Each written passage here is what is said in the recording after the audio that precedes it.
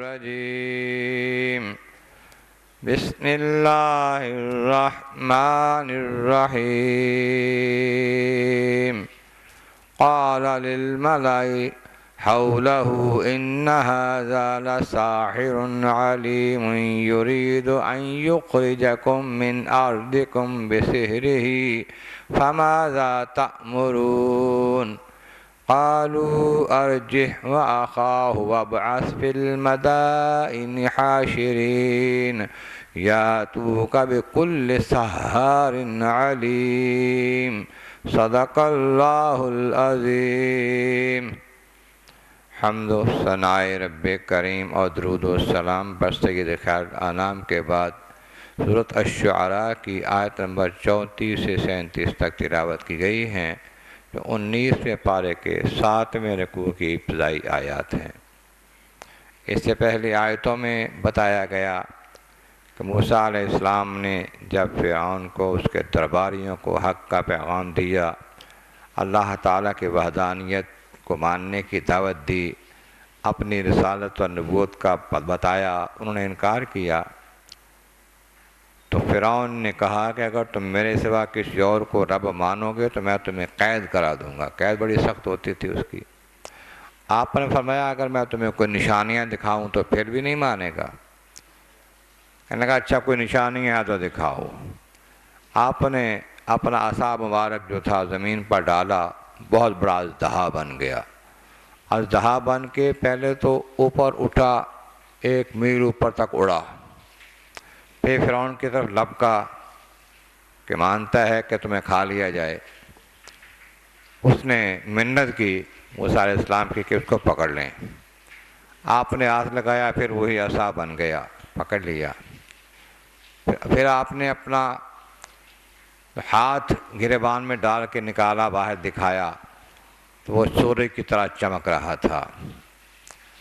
اب وہ حیران ہو گیا، لاجواب ہو گیا، کیا کرے؟ آخر اس نے جلدی سے یہی سوچا اپنے ساتھیوں کو، درباریوں کو کہنے کے لیے کہ قال للملأ، اپنے درباریوں سے کہنے لگا، حولہ جو اس کے آس پاس تھے، ان ھذا لساحر علیم، یہ کوئی بڑا علم والا جادوگر ہے، معمولی نہیں ہے، بڑا علم والا بڑے کئی سال ہمارے پاس دور سے دور رہا ہے تو سیکھ کے آیا ہے بہت کچھ یہ کہیں سے، تو اس کا کیا کرنا چاہیے؟ یرید ان یخرجکم من ارضکم بسحرہ، یہ چاہتا ہے کہ اپنے جادو کے زور پر آپ لوگوں کو، ہمیں اس زمین سے نکال دے، ملک مصر سے نکال دے، یہ اس کا ارادہ ہے۔ فماذا تأمرون، تو اے میرے ساتھیوں، میرے درباریوں، تمہاری کیا رائے ہے؟ کیا مشورہ دیتے ہو تم؟ کیا کرنا چاہیے؟ اس کا جواب کیسے دینا چاہیے؟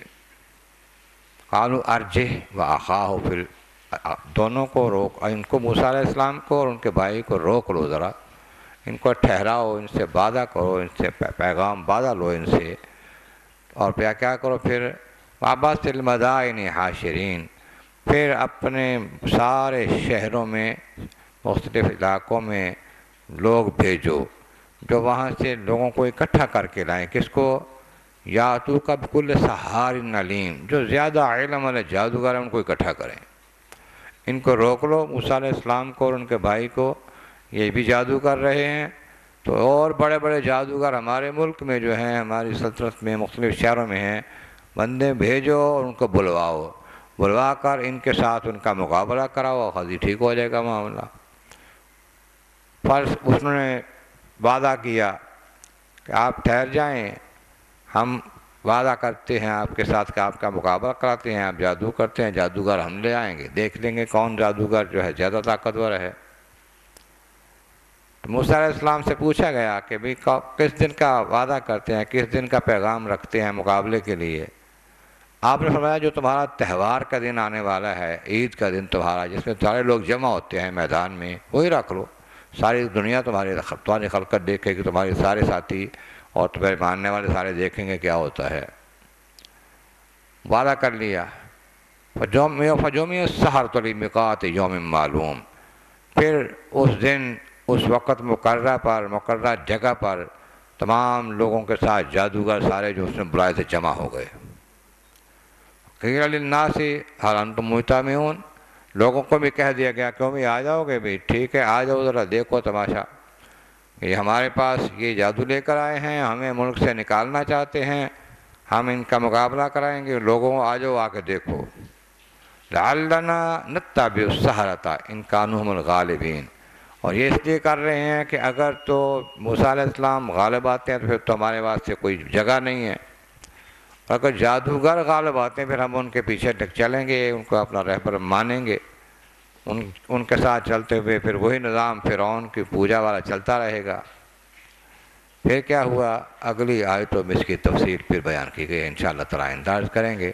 اللہ تبارک و تعالیٰ کے بارگاہ عالیہ میں عز مولا کریم محبوب کریم کا صدقہ قرآن کریم کا فہم اور اعمال صالح نصیب فرما۔ وآخر دعوانا ان الحمدللہ۔